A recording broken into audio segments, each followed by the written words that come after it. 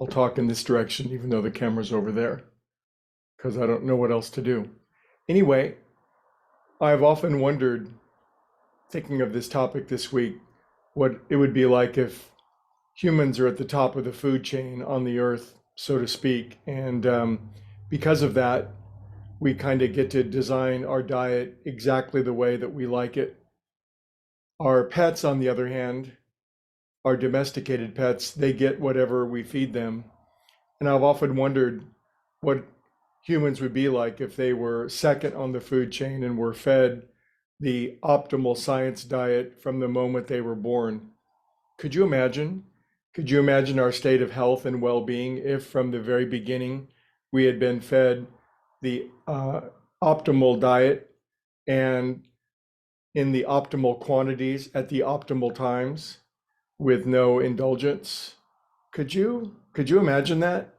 Think of the think of the dearth of disease and sickness and heaviness of the body if that's how we were trained and that's what we got.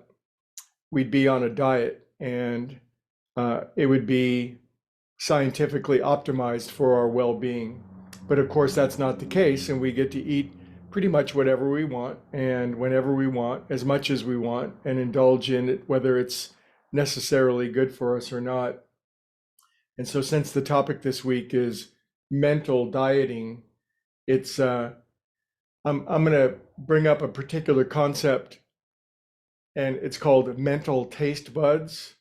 We have mental taste buds, and they're shaped by our own habits, our own interests, our own um, wants, needs, obsessions, compulsions.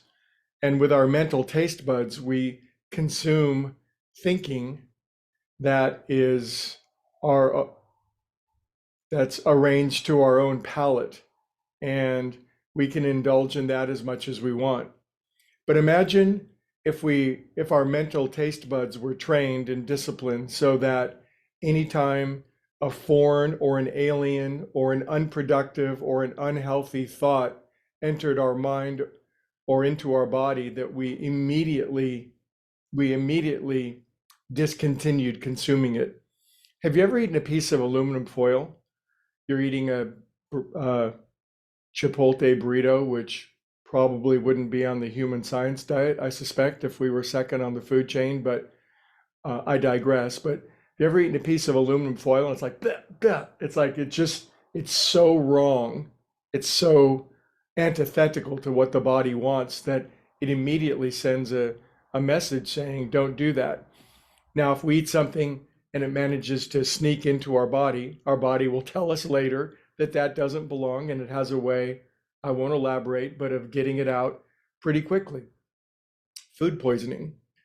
But there's something called mental poisoning, and because we're not under the control of an external agency when it comes to what we can think about, we can eat a bunch of mental crap, so to speak, and we all do it. We're all guilty. Guilty is charged.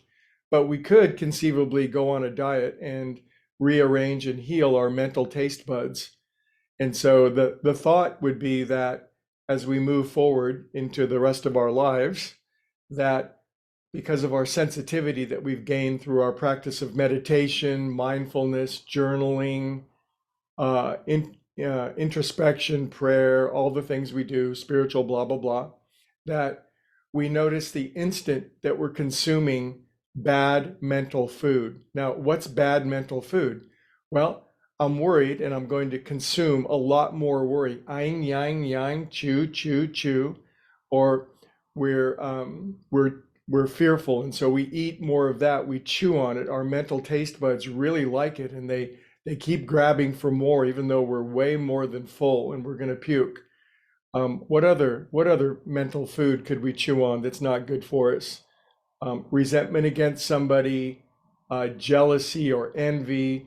I don't think would take much to increase this list, but we damn well know when we're eating mental food that we know is not good for us. And the way that we know is it makes us feel terrible.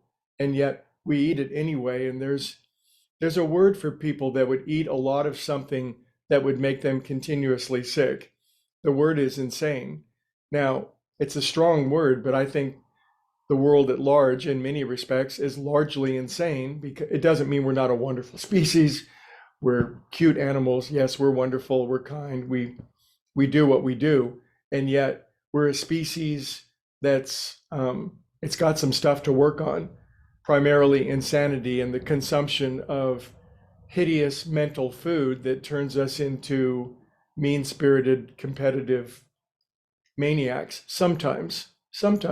I'm not saying we do this all the time, but since we since I claim to be spiritual, I should probably pay attention to when I'm eating bad mental food and stop, literally stop eating it.